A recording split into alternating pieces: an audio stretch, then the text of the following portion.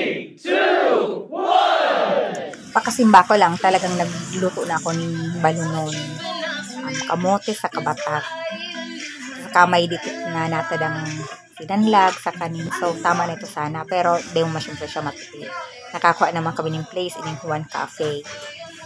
Sa kantidad na 65 pesos, iguana siyang burger, buy one take one, and iguana siya ng iced tea for 28 pesos.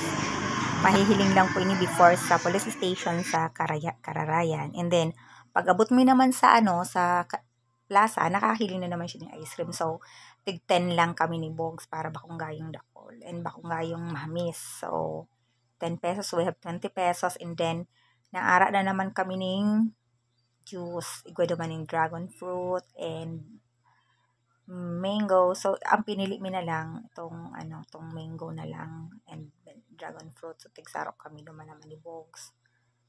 So, tig 10 pesos. So, we have 40 pesos na naman. So, in all, we have 100 na.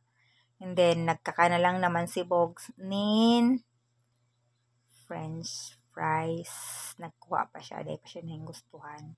So, 20 pesos ulit yun. So, we have 120 pesos. And then, tayo na na-film yung nag-inom na naman siya ng juice for another 10 pesos. And another na naman na bulastog for 20 pesos. And another. So, we only have 120 pesos na budget para sa food. Pero ang nakuha naming joy ay priceless. Thank you so much for watching and hope to see you in the next